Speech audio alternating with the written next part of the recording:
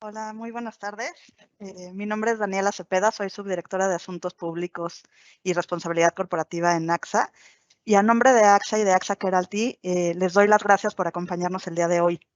Llevamos 22 meses de pandemia, más de 650 días de estar preocupados por si nos vamos a contagiar, por si tenemos que ir al hospital, meses en los que constantemente hemos estado buscando información de la COVID sobre qué tenemos que hacer. Hoy tenemos el privilegio de que nos acompañen dos doctores expertos en el tema. Nos acompaña Juan Camilo Lozano, que es coordinador médico de AXA Keralty, y nos acompaña Héctor Sobrino, que es el director de siniestros de Siniestro Salud de AXA. En el sistema integral de salud que tenemos en AXA, a Juan Camilo le toca atender, dar seguimiento a todos aquellos pacientes leves, aquellos pacientes que no tienen que ir al hospital, aquellos pacientes que se atendieron o en nuestras clínicas o en teleconsulta. Y a Héctor le toca, junto con su equipo, dar seguimiento a todas las personas que tuvieron que hospitalizarse porque la enfermedad fue un poco más grave. Los invito a que el día de hoy aprovechemos esta oportunidad y pongan sus preguntas en el chat que tenemos arriba a la derecha para que Juan Camilo y Héctor nos puedan dar información sobre esta pandemia. De manera muy breve, a mí me gustaría comenzar mostrándoles información que da el gobierno federal sobre el COVID, sobre los temas que más nos preocupan, los contagios, las hospitalizaciones y los fallecimientos. Con la información que ayer publicó la Secretaría de Salud, podemos ver que ya tenemos más de 4.200.000 contagios desde que empezó la pandemia en marzo del 2020. Y lamentablemente hemos tenido más de 300.000 defunciones. Lo que ustedes seguramente han visto, porque les han enviado mucha información, porque conocen a mucha gente contagiada, es que en los últimos días se han incrementado los contagios. Por poner un ejemplo, a nivel nacional, en el reporte que publica la Secretaría de Salud todas las noches, el día de ayer hubo 44.187 contagios más. Pero en el reporte del martes fueron 33.626 las personas que se contagiaron. El sábado fueron 30.671 y el viernes fueron 28.023. ¿Qué cambia? A principios de diciembre veíamos que los contagios que reportaba la Secretaría de Salud de un día a otro aumentaban alrededor de 3.000. Hoy estamos viendo que ya tenemos esta cifra histórica de 44.187. Esto mismo lo podemos ver en todas las entidades. El gobierno federal, para medir la intensidad de la pandemia en nuestro país, tiene un semáforo federal que ustedes seguro conocen y que anuncia cada 15 días. Este semáforo tiene indicadores que miden los contagios, las hospitalizaciones y las defunciones. Algunos de estos indicadores nos muestran el reflejo de lo que está pasando en este momento, como la ocupación hospitalaria. ¿Cuántas personas están ahorita en un hospital de cama general o cuántas personas están en un hospital con ventilador? Y tenemos otros indicadores que nos ayudan para poder pensar qué es lo que va a pasar, para poder saber qué podemos esperar, si estos indicadores van a estar estables, o sea, si los contagios, las muertes y las hospitalizaciones van a estar estables o van a crecer. Estas son las tendencias. En las tres gráficas que tienen ustedes aquí, pueden ver las tendencias de contagios en las tres zonas metropolitanas más importantes del país. En la parte de arriba tenemos al Valle de México, a la izquierda tenemos a Guadalajara y en la parte de abajo a la derecha tenemos a Monterrey, las zonas metropolitanas. Y como pueden ver, en los tres casos, la línea se volvió vertical de manera muy importante. Eso quiere decir que los contagios aumentaron de manera muy, muy rápida en las tres zonas metropolitanas y como es una tendencia, lo que podemos ver es que podemos esperar que sigamos así al menos algunos días más. Pero aquí lo importante es saber qué está pasando con las hospitalizaciones y qué está pasando con las defunciones. Y para entender la relación entre contagios, hospitalizaciones y muertes, saber qué pasa con la nueva variante y reflexionar sobre la importancia de las vacunas, me gustaría pedirle a Juan Camilo que nos platique un poco primero de la nueva variante. Hola, buenas tardes a todos. Muchas gracias, Daniela, por la invitación y muchas gracias a todos por estar acá.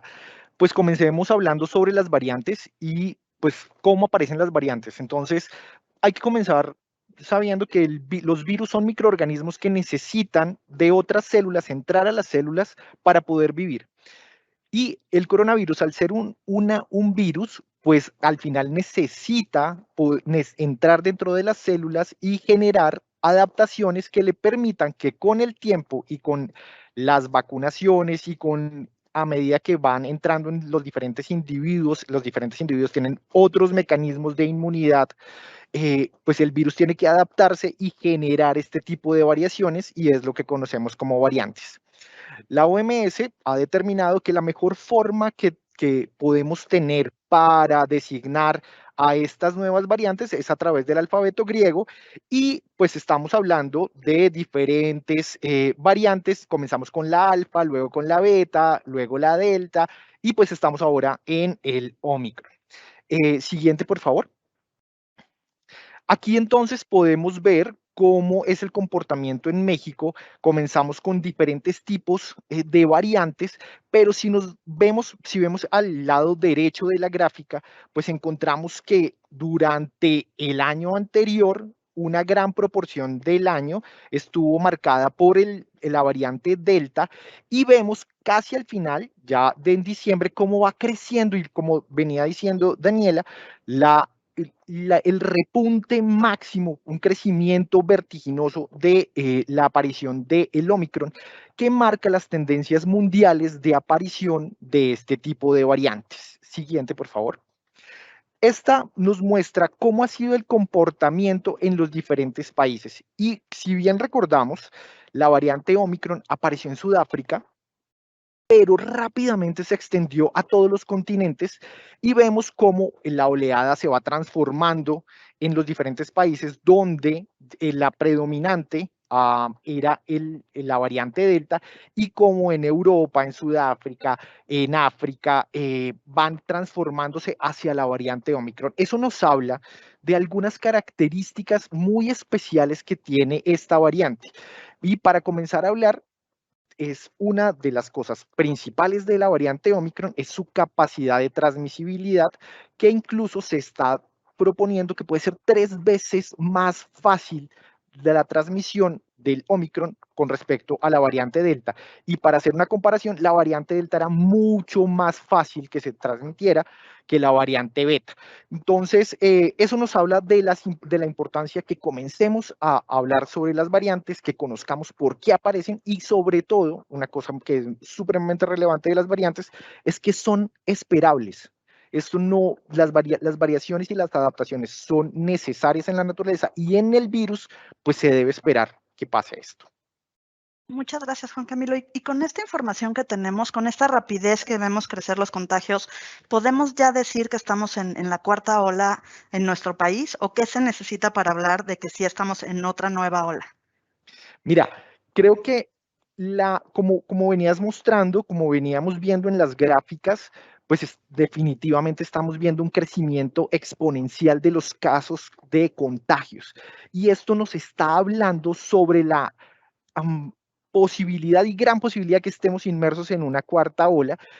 Bien podemos decir que estamos en un pico y en un pico de contagios, pero que como veremos a lo largo de la exposición y a lo largo de esta charla, pues difiere de los picos anteriores en algunas características que me parecen supremamente relevantes y donde la vacunación y donde el comportamiento social pues han tenido una gran importancia.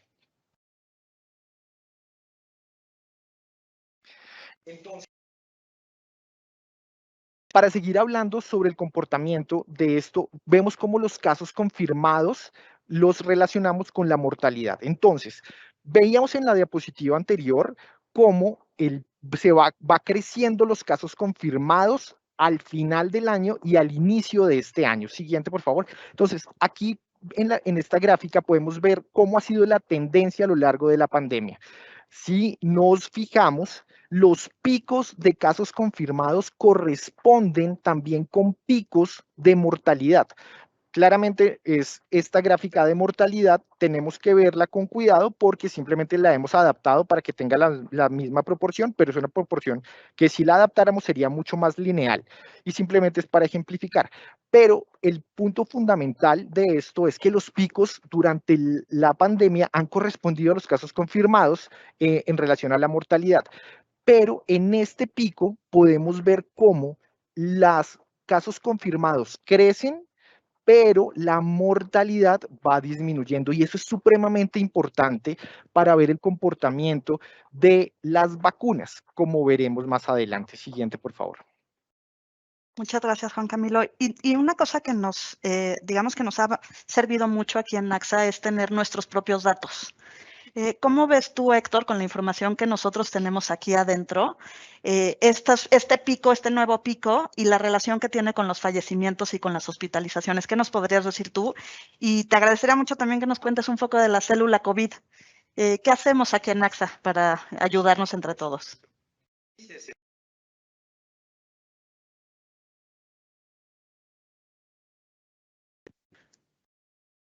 Como tú dices, Daniel, al tener ya nosotros nuestros propios números generados a base de estar identificando paciente por paciente a lo largo de toda la pandemia, nos permite observar con los datos que tú tienes del gobierno federal y de los estados, qué tanta similaridad hay entre los datos y nos permite hacer predicciones sobre lo que está por suceder con un cierto grado de exactitud.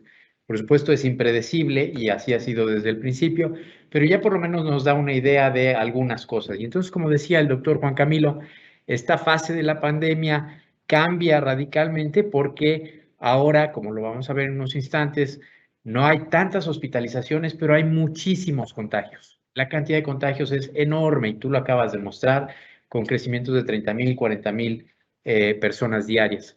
Nosotros tenemos una población asegurada, como AXA, de 1.5 millones de personas.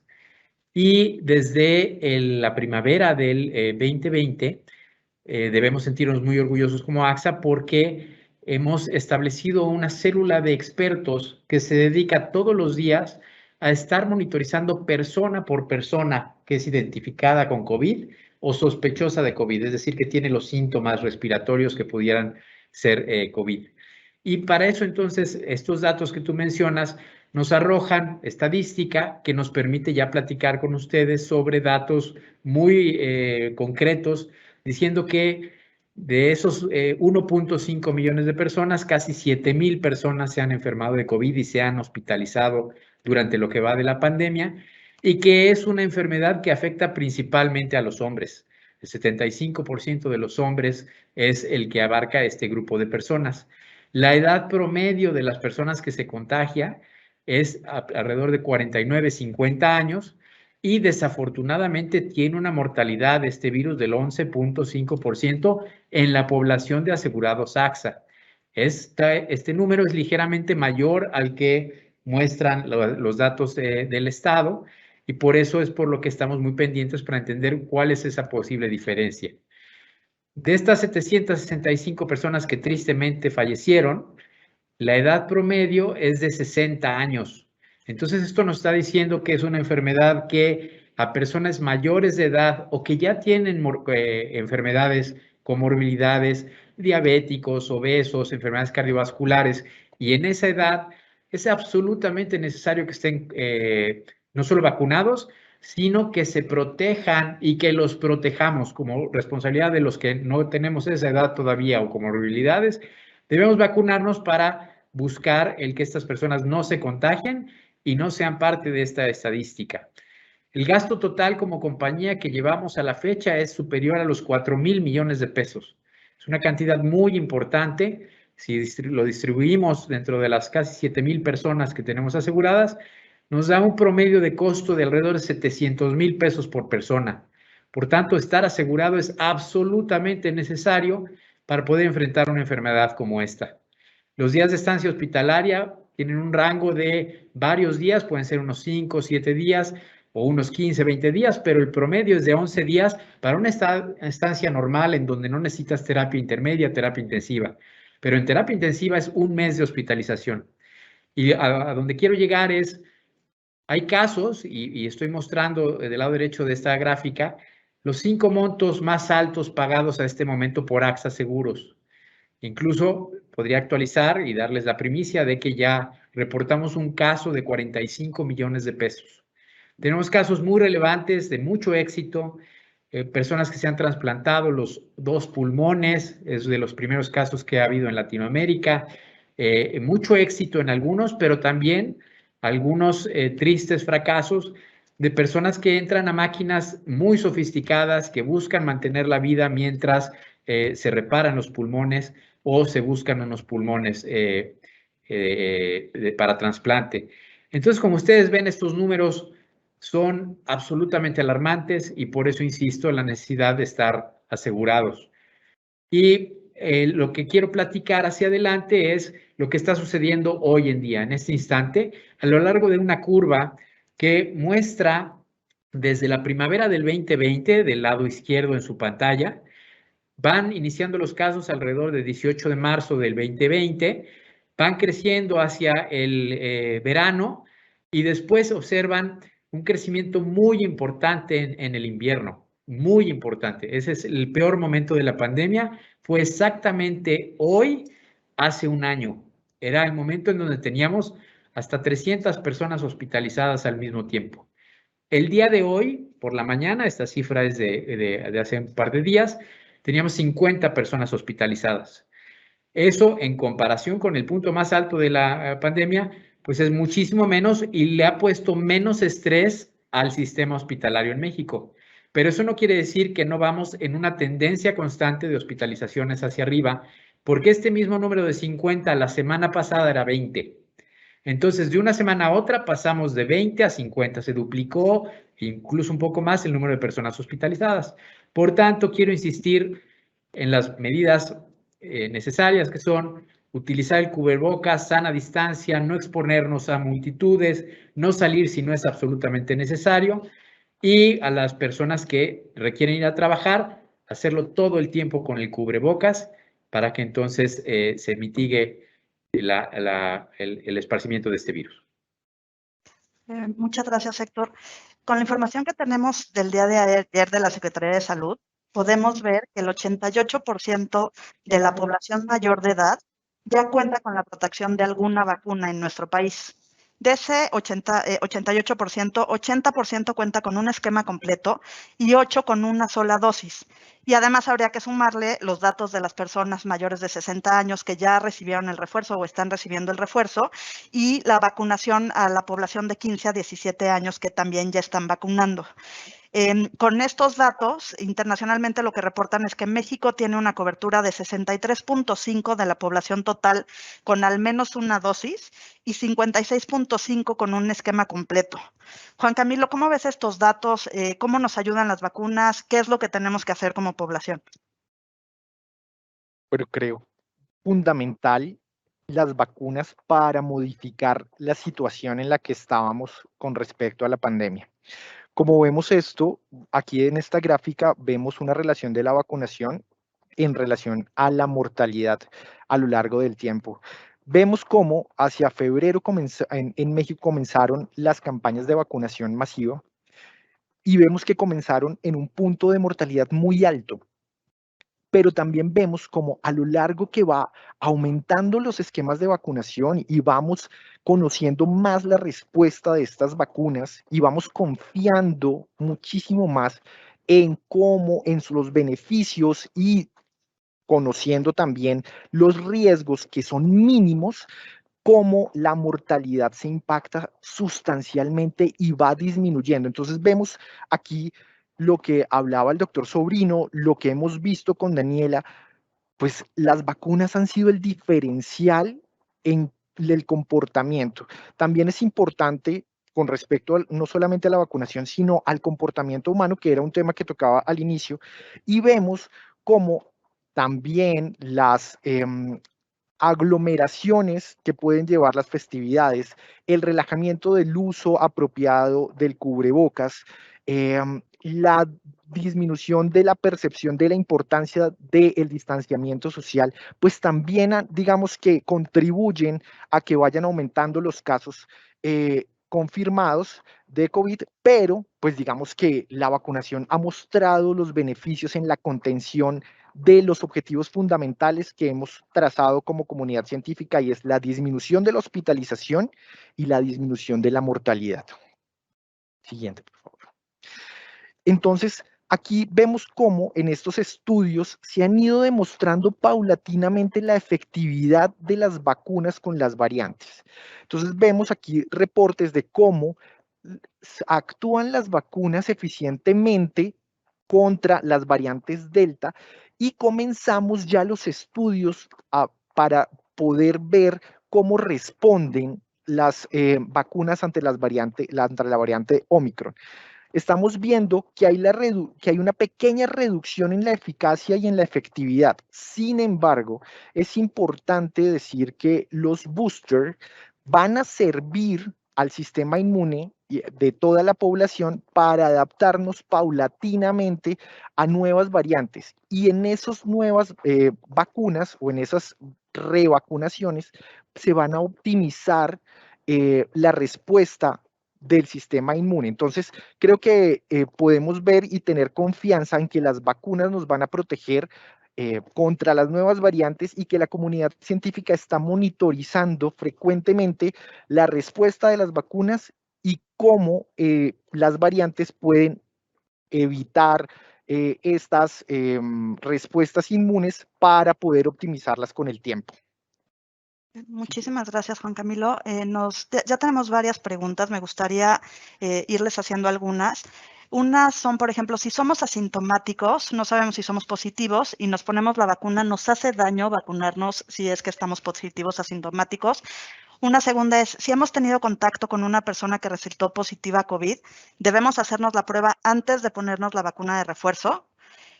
Otra pregunta es, varias variantes se pueden presentar en la misma persona infectada, o sea que una persona, como hemos escuchado en las noticias, tenga Deltacron o este tipo de combinaciones que hemos visto en los medios. Después, también nos preguntan si sí es cierto que una vez que una persona se contagia, el organismo de esa persona que se contagió queda más susceptible a contagiarse de nuevo. Y Héctor, para ti me gustaría una pregunta que nos acaban de hacer cuando tú nos platiques ahora cómo ves los datos de AXA. Nos preguntan si alguien decide no vacunarse, ¿el seguro de todos modos lo cubre? ¿El seguro aplica? Si quieren, Héctor, nos cuentas tú de los datos de AXA y después vamos contestando los demás. Pues,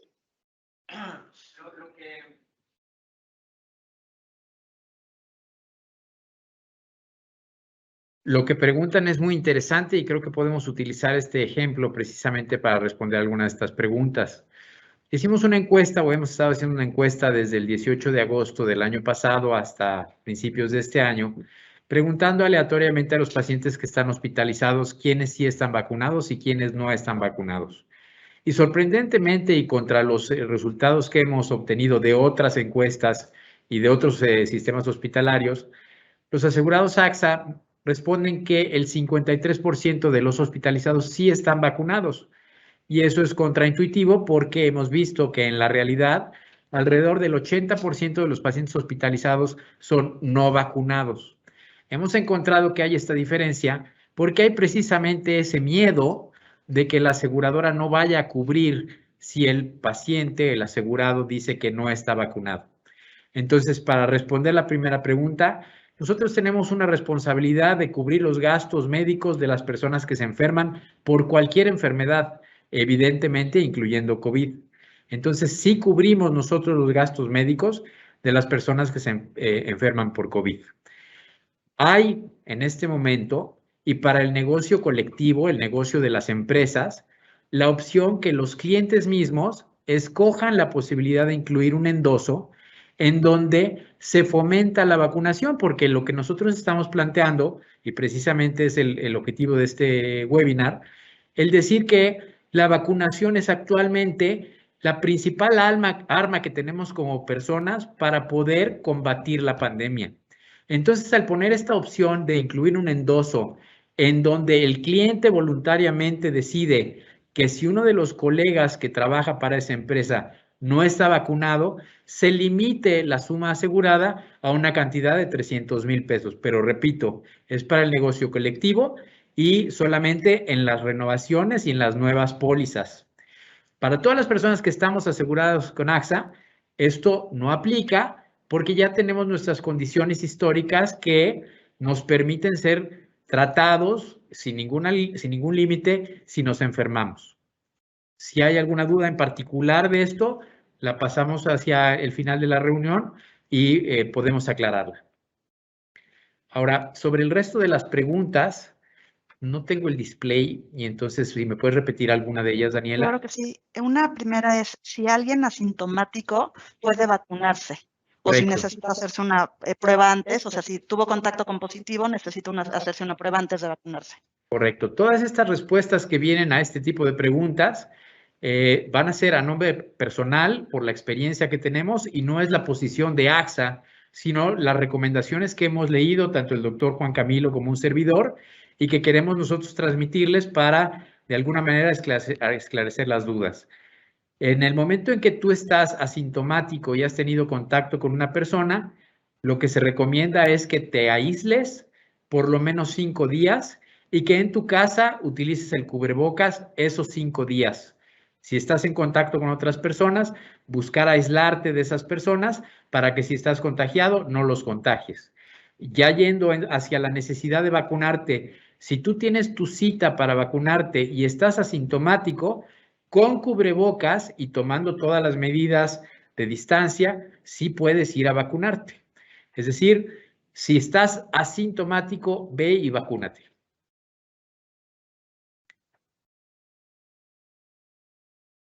Muchas gracias, Héctor. Si nos pueden poner las siguientes láminas, por favor. Héctor, también en la información que tenemos vemos que tenemos personas vacunadas con distintas vacunas. ¿Qué nos puedes decir de eso? El objetivo de platicar de que hay diferentes vacunas es el decir que todas las vacunas son buenas. Y es más, vacunarse es mejor que no vacunarse, no importa con qué vacuna. Lo que hemos visto en la población AXA es que el mayor número de personas que hemos encuestado está vacunado con AstraZeneca, posteriormente con Pfizer y así pueden ustedes observar que hay una disminución hacia el resto de las vacunas. Observen que hay un 13% de las personas que cuando responde dice que no sabe qué vacuna le pusieron.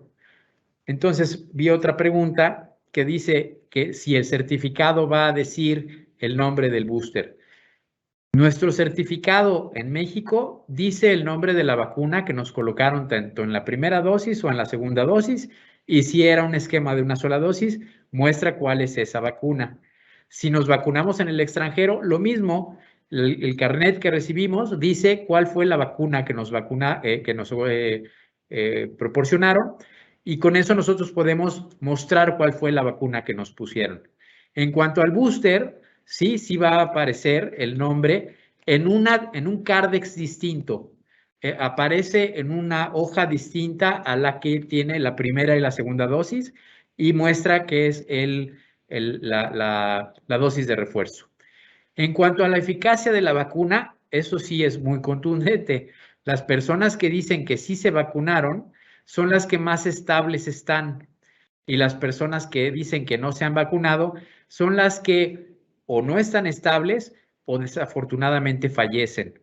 Con eso queremos transmitir el que tenemos los datos y la certeza de que estar vacunado es muchísimo mejor que no estar vacunado. Muchas gracias, Héctor.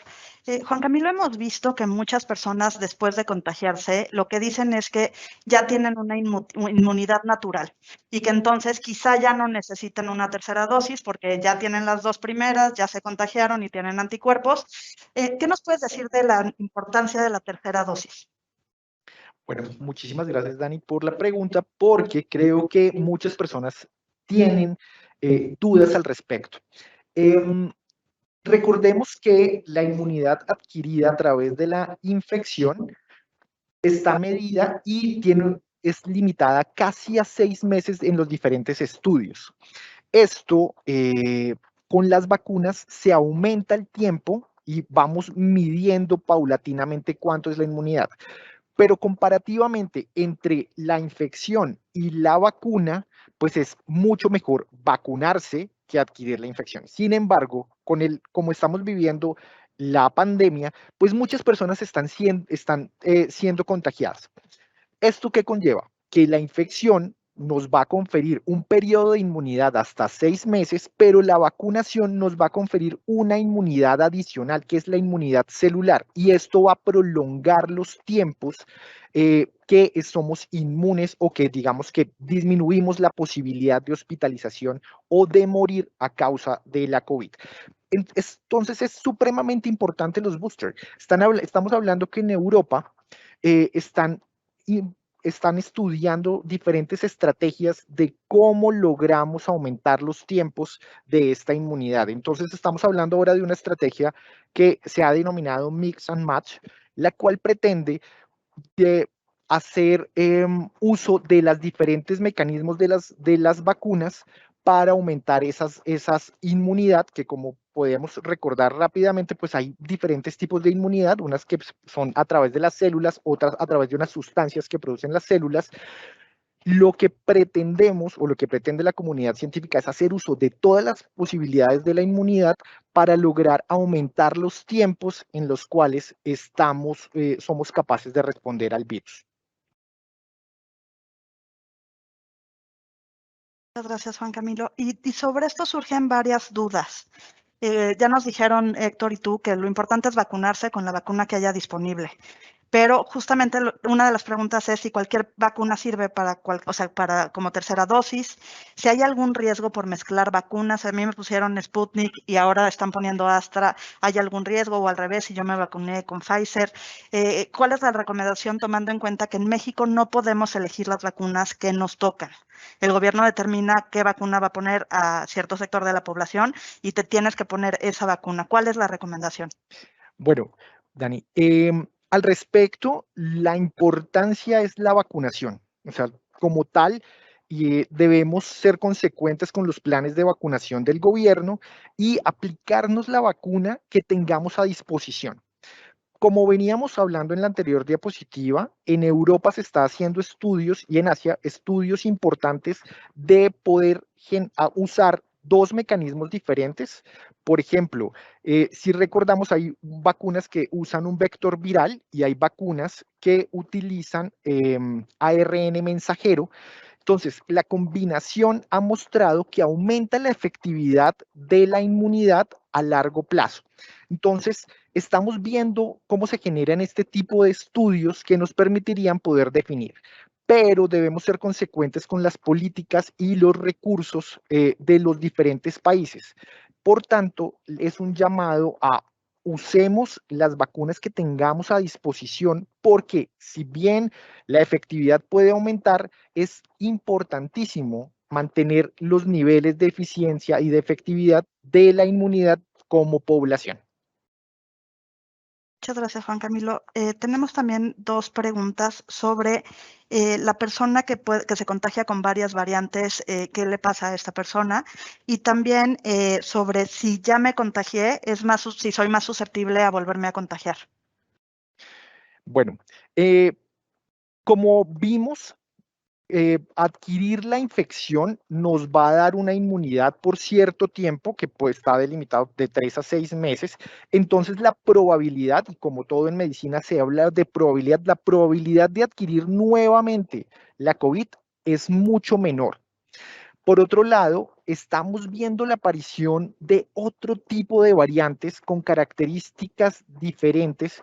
Entonces, como hablamos al inicio de la presentación, estas características y estas variables y estas adaptaciones pues van cambiando las dinámicas de la pandemia y van cambiando las dinámicas de infección. Por el momento lo que sabemos sobre Omicron es que tiene mayor tendencia a infectar a otras personas que ya sufrieron de otras variantes. Sin embargo, la respuesta inmune es muy buena y por tanto el tema de hospitalización y mortalidad se contiene a nivel poblacional. Esa digamos que sería la respuesta.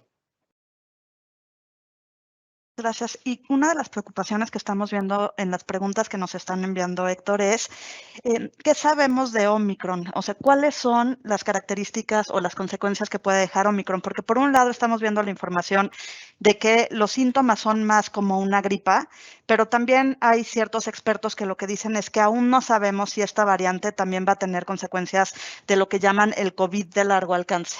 Entonces, ¿qué nos puedes decir sobre esto, Héctor? En efecto, hay mucha incertidumbre todavía, hay mucha especulación. Hemos estado escuchando en las noticias que incluso países se han manifestado como el que esto es una simple gripa. Personalmente, yo creo que no debemos manejarlo de esta forma por dos cosas. Primero, porque no sabemos cuáles son las consecuencias a largo plazo, porque apenas lleva unos cuantos meses esta nueva variante y aunque parece que ya es la predominante, eso no quiere decir que continúan las otras variantes infectando a personas, es decir, existe la Delta y existen las más antiguas variantes de este virus.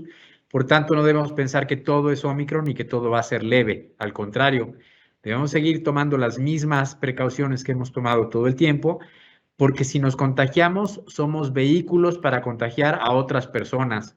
Y si contagiamos a personas que son susceptibles de enfermarse gravemente, pues hay muchísima más posibilidad de que se hospitalicen y de que tengan una enfermedad más grave o incluso la muerte.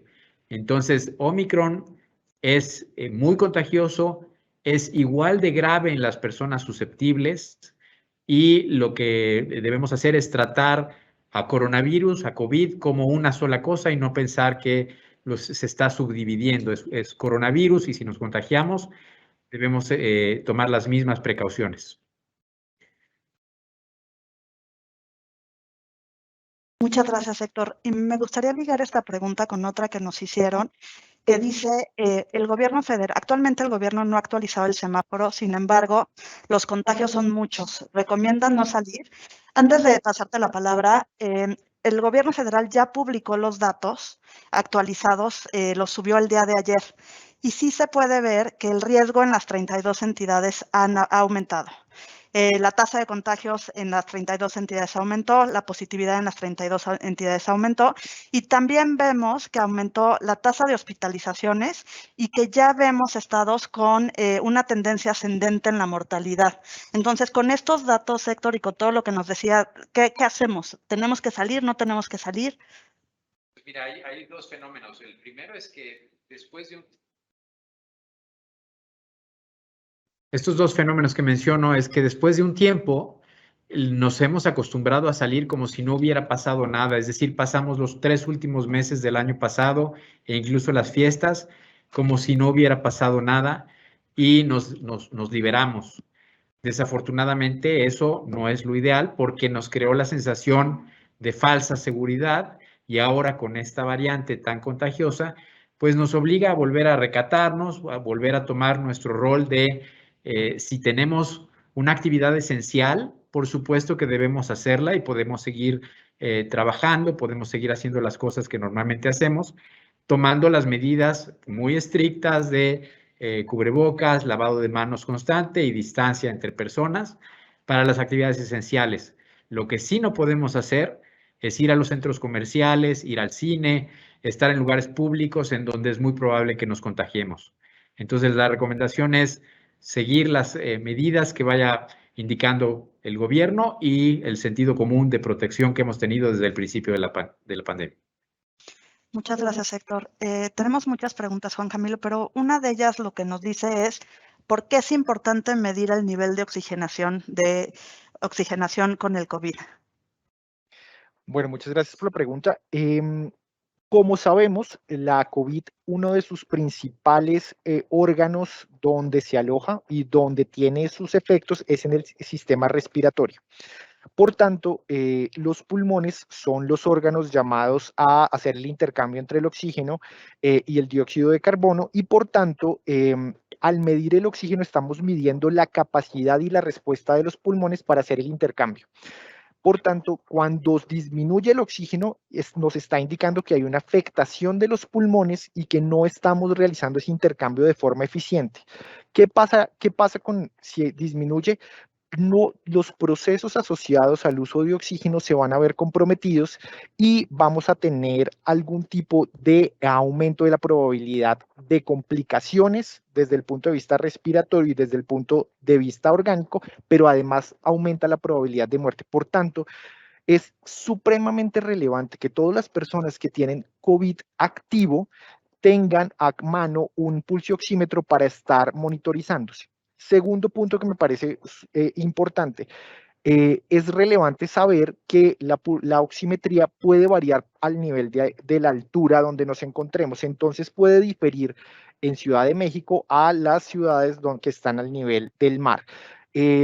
¿Cómo sabemos entonces? Las personas que viven en Ciudad de México pueden tolerar un poquito más el oxígeno, entonces hay que tener el oxígeno entre 90 y 92. Las personas que se encuentran a nivel del mar deben considerar una oximetría entre 94 y 96 y eso nos debe llevar a, si existe una disminución del oxígeno, a consultar rápidamente a nuestros servicios de salud.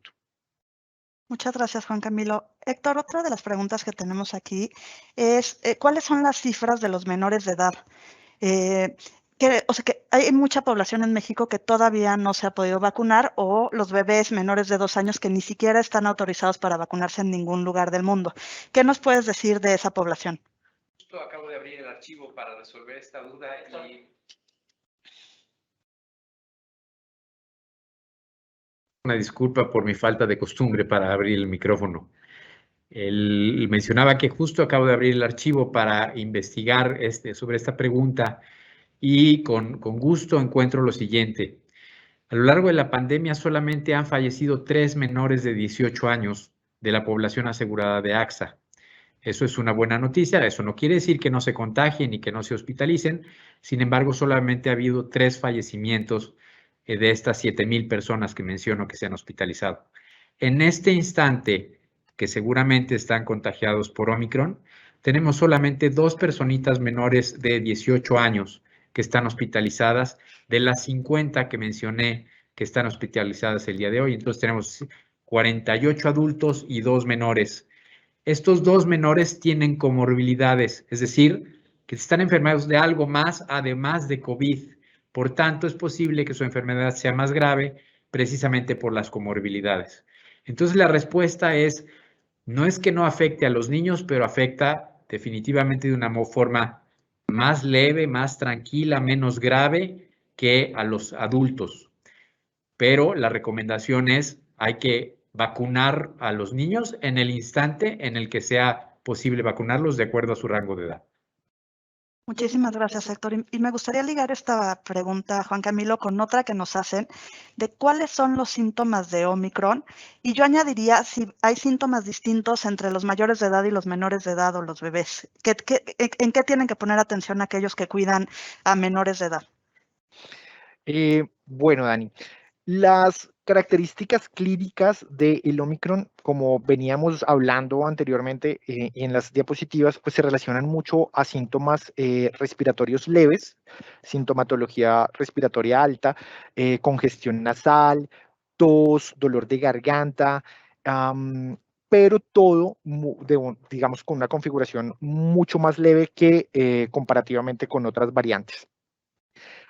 Y esto nos debe llevar a una medida que si tengo cualquiera de estos síntomas, debo considerar aislarme porque cualquier síntoma respiratorio pues conlleva la posibilidad de tener la COVID. Adicionalmente, estamos viendo también un compromiso gastrointestinal. Aparecen diarreas, aparecen náuseas, aparecen vómitos. Entonces es importante tener un nivel de alerta supremamente alto para poder gestionar y asistir a los niveles de atención que nos lleven a manejar esta sintomatología. Y en cuanto a la pregunta entre la diferencia entre niños y adultos, no existe ninguna diferencia palpable. Simplemente los niños manifiestan de alguna forma sintomatologías un poco más floridas o un poco más con mucha más variabilidad. Entonces los niños van a desarrollar fiebre, desarrollan tos, que esa tos puede ser de unas características húmedas, mayor congestión nasal, pero si lo revisamos, podemos decir que los síntomas son muy parecidos entre adultos y niños, por lo menos en las variantes que hemos conocido hasta el momento y sobre todo en las variantes de Omicron. Muchas gracias, Juan Camilo. Héctor, tenemos aquí una pregunta que nos dice si existe un límite con el nuevo endoso para los menores de edad no vacunados.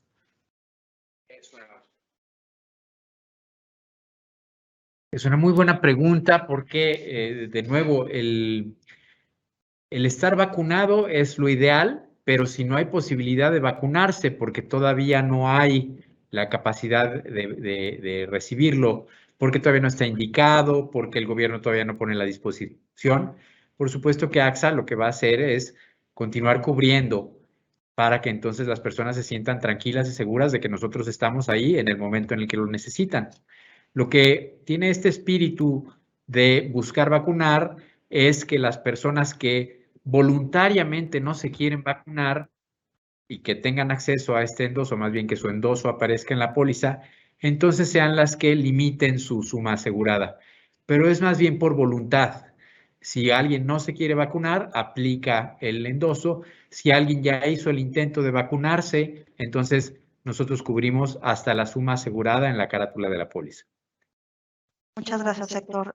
Continuamos con las preguntas. Aquí nos dicen, si tuve contacto aproximado una semana o dos antes con una persona que acaba de dar positivo, ¿corremos riesgos de contagiarnos? Bueno, es importante entender las dinámicas de aparición de contagio, de incubación y de manifestación de la enfermedad. Entonces, lo que estamos viendo y lo que hemos visto a lo largo de la pandemia es que a partir del contacto pueden pasar entre 7 días a 3 días en que se manifieste en la sintomatología, que sería considerado el periodo de incubación. Sin embargo, en Omicron hay una particularidad y es que están apareciendo los síntomas mucho más temprano, están apareciendo entre 1 y 2 días después del contacto. Entonces eso nos lleva a pensar, y teniendo en cuenta la pregunta, que las personas que se exponen 2 semanas después, pues es muy baja la probabilidad que ese sea el contacto que generó la infección. Entonces debemos ser muy cuidadosos y muy cautos y estar muy expectantes de cómo se va comportando las infecciones y estar muy informados de cómo se manifiesta. Entonces, para responder rápidamente la pregunta, no, la respuesta, digamos que en Omicron se ve que la infección aparece entre 1 o 2 días después del contacto y el Delta aparece generalmente entre el cuarto y el quinto día del contacto. Muchas gracias, Juan Camilo. Héctor, tenemos algunas preguntas que nos siguen haciendo sobre si deben ponerse el booster, si les dio COVID hace un mes.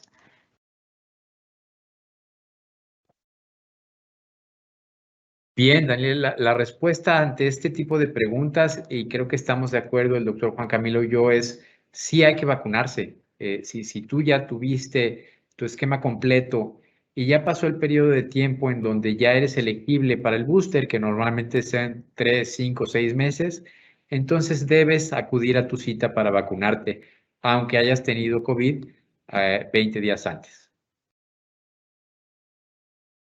Muchas gracias, Héctor. Y tenemos un par de preguntas que sabemos que no hay certeza, pero nos gustaría mucho conocer su opinión. Una de ellas es si las personas que deciden no vacunarse pueden hacer como consecuencia que sigan existiendo nuevas variantes y que se alargue la epidemia. Me encanta esta pregunta porque nos lleva a un ámbito sobre conciencia social. Cuando comenzamos a hablar sobre las vacunas, hablábamos sobre la importancia de alcanzar una inmunidad de rebaño. Como vimos, es políticamente y socialmente complicado por los temas operativos que pueden tener los diferentes países y por las inequidades que pueden existir entre los diferentes continentes. Pero lo que debemos buscar es la vacunación activa de las personas y lograr que exista una uniformidad.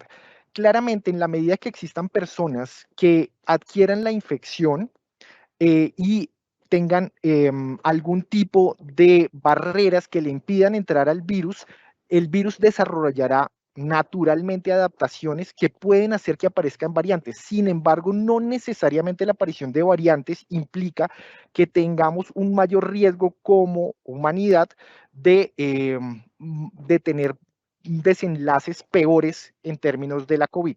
Entonces, las adaptaciones aparecerán, las vacunas disminuyen la probabilidad de aparición de nuevas cepas o nuevas variantes, básicamente porque disminuye la probabilidad de desarrollar ese tipo de adaptaciones.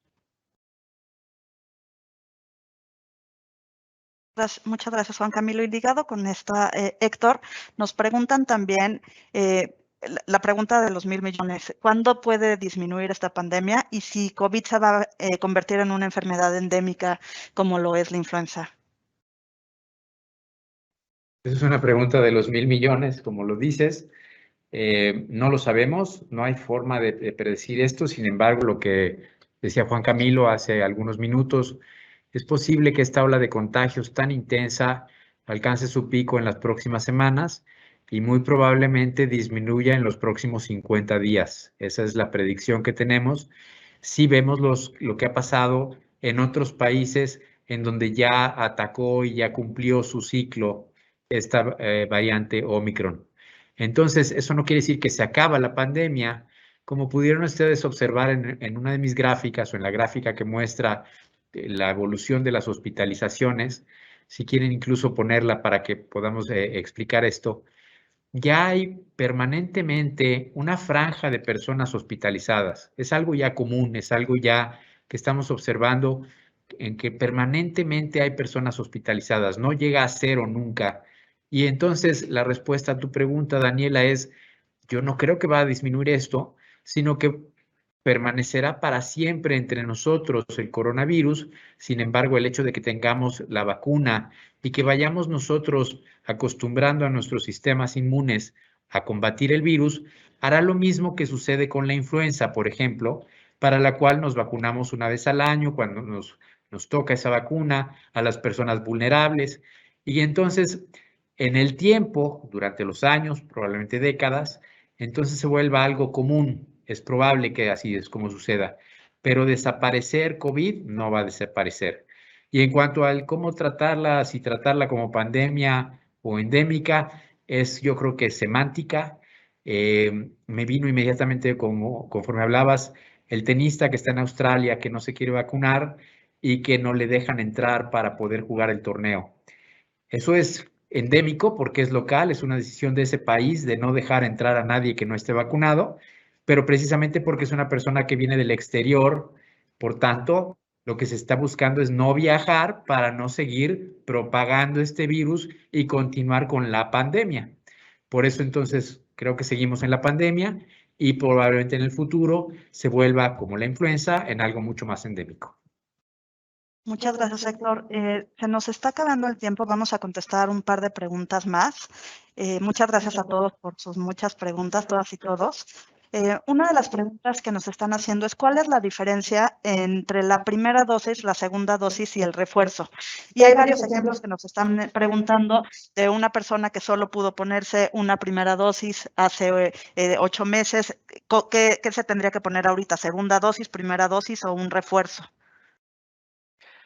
La respuesta para eso es que la idea es continuar con el plan de vacunación. Debe asistir para el refuerzo lo más pronto posible, porque eso va a generar que vuelva a reactivarse la inmunidad y vuelva a haber memoria de respuesta para el virus. Entonces, la importancia es vacunémonos. Si alargamos el periodo, la importancia es vacunarse con cualquier tipo de vacuna que encontremos según los calendarios vacunales del gobierno.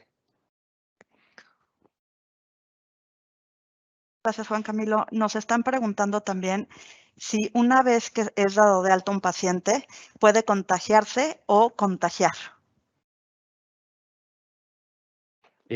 Bueno, Dani, gracias por la pregunta. Debemos tener en cuenta la historia natural de la infección. Lo que sabemos y lo que se ha demostrado a través de los estudios y de los seguimientos de pacientes con COVID activo es que hasta que comenzamos la vacunación estábamos viendo que hacia el día 10 la capacidad del virus de contagiar ya se perdía y por tanto después del día 14 la probabilidad de contagiar a otra persona era muy baja. Lo que estamos viendo con la vacunación es que el sistema inmune, la respuesta es muy eficiente y por tanto los días que el virus tiene para infectar a otras personas es mucho menor y ahora estamos viendo que, y con términos de la política de aislamiento, que 7 días después de iniciar la sintomatología ya deja de contagiarse. Pero esto tendremos que ver cómo se comporta con respecto a las personas vacunadas y no vacunadas, a los sistemas inmunes de las diferentes personas. Y pues nada, digamos que eso debemos tenerlos en cuenta para temas sociales y laborales, que creo que es un punto muy importante en este punto de la pandemia. Muchas gracias. Héctor, tenemos más preguntas sobre el tema de cómo funciona el endoso de AXA. ¿Nos podrías, por favor, dar más información? Creo que es muy relevante el que lo aclaremos, pero antes quisiera hacer de nuevo la...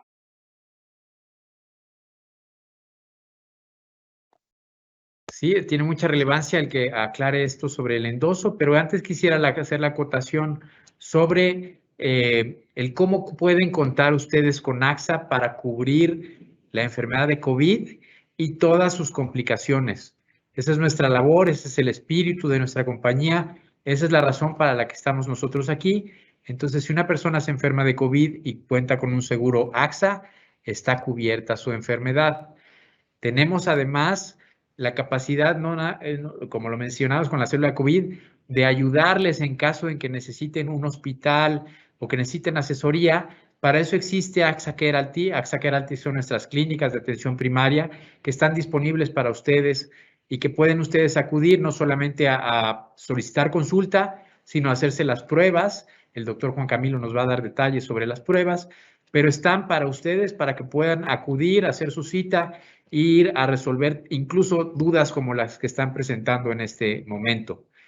El endoso de COVID es lo que pueden nuestros clientes corporativos adquirir de manera voluntaria para que las personas que no están vacunadas no tengan cobertura, excepto hasta un límite, y las personas que sí están vacunadas tengan el total de la cobertura que su póliza indica.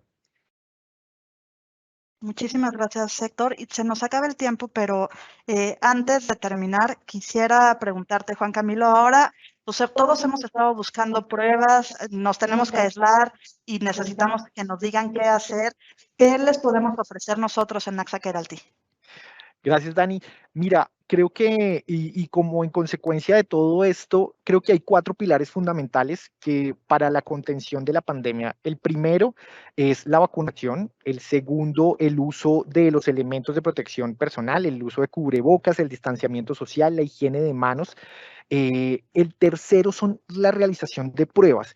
Y hemos diseñado en AXA Care-Alty una estrategia que digamos que privilegia la experiencia que tiene cada paciente en cuanto a las pruebas. Entonces, en AXA Care-Alty tenemos las pruebas de antígeno, las pruebas rápidas de antígeno tienen un costo de 399 IVA incluido. Con eso vamos a poder saber rápidamente si una persona está contagiada o no. Y también tenemos las pruebas de PCR-RT, que son el gold estándar para el diagnóstico de la COVID y tienen un costo de 2.499 pesos. Para más información pueden consultar la línea 55 51 69 30 80. Pero la idea es que la importancia de las pruebas de determinar si tengo o no tengo COVID es supremamente relevante para poder limitar el contagio a otras personas. Muchísimas gracias, Juan Camilo. Pues nos tenemos que despedir. Héctor, Juan Camilo, muchas gracias por acompañarnos el día de hoy, pero sobre todo muchas gracias a ustedes, a todas y a todos por estar ahí con nosotros y por sus preguntas. Nos queremos mantener en contacto y entonces seguro sabrán de nosotros próximamente para tener otro webinar. Muchas gracias y cuidémonos mucho.